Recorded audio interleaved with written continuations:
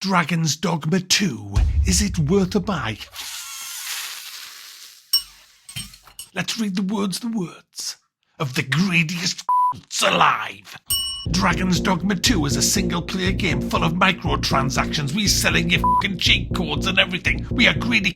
We're greedy. Dragon's Dogma 2 is a single-player narrative-driven action RPG that's fucking awful on a mouse. Dragon's Dogma 2 is a single-player narrative-driven action RPG. Challenges the players to choose their own experience. From the appearance of their arisen, their vocation, their party, how to approach different situations, and if you want to start again with a new character, get your fucking wallets out, boys. Mac, these were not the words of the developer. There's quite a few graphical options that you can twiddle and tweak with to get the game to run just as bad as it does if you didn't tweak them all. A lot of people are having real problems with this, guys. I've got 60 frames a second on me 2080 on high with a lot of things turned off, and it ran all right, but it looked like shite. That was my experience. I haven't had any crashes or anything like that, but unfortunately after having a look through the forums, loads of people with very expensive setups are having multiple crashes. They're having their game running like shite in higher resolutions, poorly optimized apparently. This is why I don't... What's the point of spending a couple of grand or $1.5 on a really good graphics card when you're getting served absolute unoptimized shite like this? So there you go. Onto the game itself. You choose your vocation, what you want to be. I chose a mage. I love me casters in these kind of games, and I love these kind of games. And this has been one of the most anticipated games of the year for me. In fact, as far as RPGs is concerned, this was the game that I've really been looking forward to. Ever since I laid eyes on the mage combat, I was hooked, because I love these kind of games. Elden Ring, with the mage combat, I loved it, especially when you had... I forget what you call them, the like tank guy who would distract the enemy so you could just rain hell on them. I love all that stuff, and when I saw you could do that with pawns in Dragon's Dogma, you can have a few pawns. I have an archer and a couple of tanks, if you like, warriors, which is a great setup for me because they distract the enemy and I just rain fire on them and electricity. I can put protection spells on people. It's got all on paper. It just sounds fantastic. Unfortunately, because it's such a vile, hideous console port to PC, the mouse and keyboard's clunky as f***. You can't rebind half your keys. You have to have 2 keys to actually get a spell cast going, which is absolutely ridiculous. And with it being clunky on the inputs, half the time your character jumps up and down like a prick instead of actually casting anything. It's just poorly done on the PC. If you're using a controller, it's probably better. It says at the beginning, it actually warns you. It says, look, if you're going to play this, play it with a controller because mouse and keyboard just sucks. The sensitivity's all f***ed as well, and you can't really do much about it in the game. So if you're going to buy this to play on a mouse and keyboard, buyer beware. It's fucking awful on a mouse and keyboard. We're talking Dark Souls level of shite here on a keyboard, just so you know. The story itself, well, the story's alright, I guess. What you have to do is quite okay. You're the kind of arisen king, and you have to unseat the pretender who's nicked the throne, so to speak. That's where I'm up to at the beginning. I don't know where it's going to transpire to, but I'm off on a load of quests to actually do this. I'm doing a lot of fetch quests, a lot of kill quests, a lot of deliveries quests and stuff like that. And the world, it's quite a big world, but it's very, very boring and linear and horrible. I mean, it is an open world game, but it's not an open world game that I would like. I mean, if you look at the likes of any of the Elder Scrolls games, whichever ones you want, they're all better than this as far as the open world's concerned. This reminds me of Far Cry, where you have these paths through from one place to another, and every 400 yards down the path there'll be a group of monsters waiting to mug you, and it's just so predictably boring. It's just badly done. It's just, you can just see how lazy they've put it all together. It's like, oh, well, goblins there, a few wolves there, cyclops over there, just off. Just so boring. You know, when you play the likes of Valheim, which is all that open world, and you just don't know what, you just see things just wandering around doing what they would do. They're not sort of tied to an area. It's just, it feels like you're in this amazing open world. And then when you come to Dragon's Dogma 2, you can just see how lazy it's been put together, and that's a shame because open worlds like this are what makes these games really great, and this game fails on it from what I've seen. But I'm only 4 hours in, so I haven't seen a lot of it.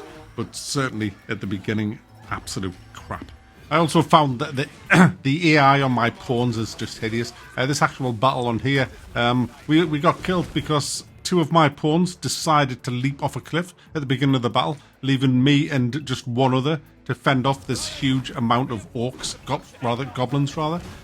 Just dive off a cliff, why don't you? Just absolutely appalling. And if you look at some of the goblins, they're just walking around, doing very little as well. It's the AI shite, from what I've seen.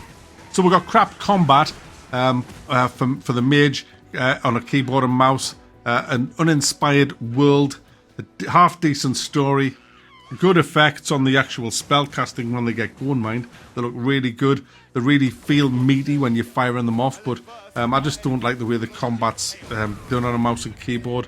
I don't like the huge spell build-ups either before you can actually fire off a spell. It's a bit underwhelming to spend 10 seconds doing all these casting things and then eventually you get to fire it off and it goes poof. It's like, yeah, okay. You might be wondering why my character looks like that. There's a good reason for that, guys. Because I wanted a big f*** you to Capcom because you can only create 1 character. If you want to edit that character again, you have to pay for a microtransaction to do that. Apparently you can do it in the game later on, but essentially you are paying real money, guys, to change your character. And if you delete your character, it's housed on the store, on the cloud.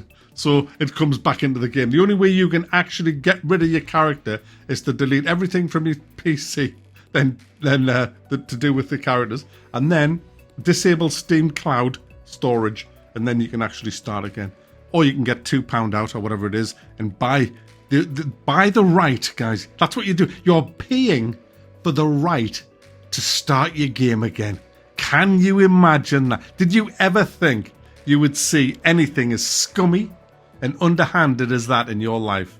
Oh, I want to start the game that I've paid 60 fucking quid for. Oh, do you now? Oh, well, you can go fuck yourself then. I'll get your wallet out. Oh, you want a camping kit? A special camping kit, and make them available to be purchased in in-game shops. Get your fucking wallet out for that. Oh yeah, these are DLCs, guys, that I'm talking about here. You want to lure harpies? Get your fucking wallet out. Oh yeah. You want to change your pawn inclinations? Oh, you get your fucking wallet out. Character editor, yeah, wallet. Warp location marker, wallet out. You want to restore someone to life? Oh, you need a wake stone. Wallet out, please. 89 pence for that. 89 pence. Oh, you want to spend some money beyond the rift because you're going to need to buy more pawns and stuff, aren't you? And pay for carts and travelling and all that. Yeah, get your fucking wallet out, boys. It's 500 rifts for... What's the going rate for 89 pence for 500 rift crystals, guys? In a single player fucking game. Can you believe it? They're selling cheat codes. That's what they're doing. Selling fucking cheat codes, guys. How low can you stoop? Well, this is the new law. This game is an infestation of filth. It is an infestation of fucking filth, guys, this game. It deserves to be wiped off everybody's fucking hard drive. It should be boycotted to fuck. The gamers should say a big fuck you to anybody who tries this level of scum.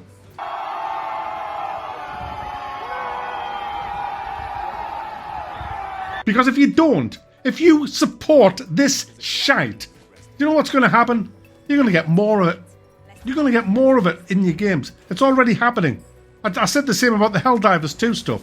You shouldn't be supporting that shite. Because what happens is other people see that in, oh yeah, we're going to do that. Look at the money they're making. Oh yeah, we could be making some of that. Look at Capcom. Oh hey, we'll have 21 fucking things you can buy. All fucking things that should already be in the game. Readily available, not hidden behind 20 fucking hours of quests. They should be there from the get fucking go, so you can stick your fucking barber shop where the sun doesn't fucking shine. I should be able to press for 60 fucking bills. I should be able to press escape at any time, make 5 or 6 different fucking characters. You greedy c***s.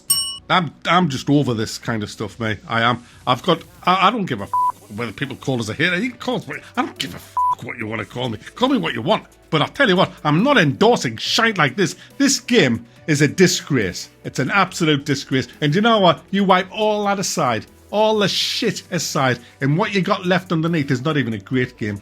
The game is a clunky, bug-ridden, unoptimized console port. There you go, that's what it is. You run around this open world doing your usual quests, and do you know what? There's probably a half-decent game under there. There probably is. I'll never get to see it because I'm uninstalling this pile of shite, and it's never going to back on my PC, ever. And I'm not scoring the game simply because I haven't played it long enough. But from what I will do, I'll actually score the game on the first 4 hours. There you go, that's fair. So it might get better, it might be brilliant, it might be overwhelmingly 10 out of 10 after 30 hours. But based on my 4 hours in the game, I'm giving it 1 out of 10. And it can go swivel on a pumpkin.